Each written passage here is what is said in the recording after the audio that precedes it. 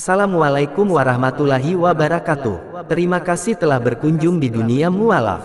Pada kesempatan singkat ini, kita kupas secara nyata perjalanan suram seorang pria geng terbesar di Jakarta dan yang paling ditakuti. Namanya Hercules Rosario Marsal atau Hercules. Dia ini dikenal sebagai preman dan penguasa Tanah Abang in Jakarta. Ada banyak isu yang menyebutkan bahwa dia memiliki kedekatan dengan pejabat hingga kebal terhadap peluru. Namun di balik kengeriannya tersebut, dikutip dari Detik News, dia pernah menerima penghargaan Bintang Seroja dari pemerintah saat bergerilya di Timor Timur. Menurut pengakuannya, dia masuk Jakarta sekitar tahun 1987.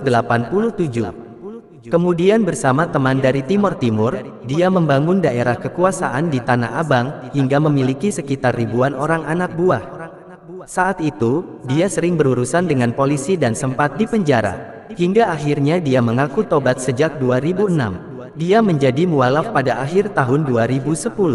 Preman yang paling ditakuti di Tanah Abang tersebut telah menjadi pengusaha kecil-kecilan, dengan bisnis kapal serta perikanan.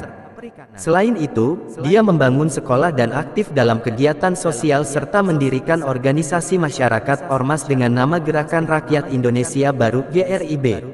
Simak juga cerita selanjutnya di dunia mualaf. Rosario de Marsal, yang lebih dikenal sebagai Hercules, adalah seorang gangster dan broker politik asal Indonesia yang berasal dari Timor Timur. Hercules adalah seorang portir untuk TNI AD pada masa integrasi Timor Timur. Ini dia profil Hercules, mantan preman Tanah Abang yang kini jadi tenaga ahli PD Pasar Jaya. Hercules, mantan preman sekaligus penguasa Tanah Abang, kembali menjadi orang penting di dunia perpasaran. Kali ini, pemilik nama asli Rosario de Marsal itu ditunjuk oleh PD Pasar Jaya selaku salah satu BUMD milik Pemprov DKI, menjadi tenaga ahli. Hercules sudah lama absen dari dunia preman, tepatnya usai menerima vonis 8 bulan atas kasus penguasaan lahan pada Maret tahun 2019. Selepas itu ia diketahui memulai peruntungannya di dunia bisnis. Perjalanan hidup Hercules dari malang melintang di dunia preman, hingga menjadi pebisnis sangat panjang. Adapun sebelum hidup di Jakarta, Hercules tinggal di Timor Timur. Di sana, ia banyak bekerja sebagai tenaga bantuan untuk operasi militer TNI.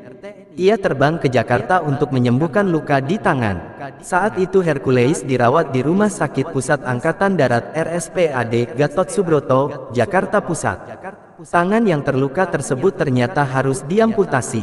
Merasa tidak tahan dirawat di RSPAD, Hercules akhirnya kabur dan hidup menjadi gelandangan di Tanah Abang. Saya mau mandiri. Tiba di Tanah Abang, saya tinggal di kolong jembatan, kata Hercules dikutip dari buku Kick Andi kumpulan kisah inspiratif. Kehidupan preman pun dimulai. Hercules awalnya tidak disegani dan sering dilawan oleh preman lain. Karena hal itulah ia selalu membawa golok panjang. Daripada dibunuh, lebih baik saya bunuh duluan, kata Hercules.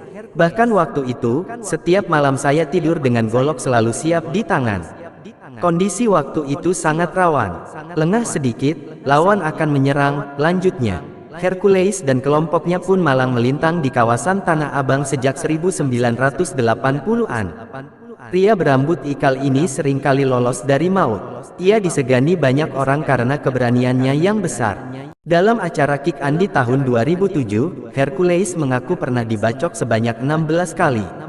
Meski begitu, ia tetap selamat. Separuh dari tangan kanan Hercules, yakni dari bagian siku ke bawah, menggunakan tangan palsu. Bukan hanya tangannya yang palsu, satu dari dua bola matanya juga palsu alias buatan manusia. Bagaimana tanggapan kalian semua tentang perjalanannya? Cukup tulis di kolom komentar. Demikianlah yang dapat kami sampaikan, semoga bermanfaat hendaknya. Jangan lupa subscribe, like, share dan komen di dunia mualaf. Wassalamualaikum warahmatullahi wabarakatuh.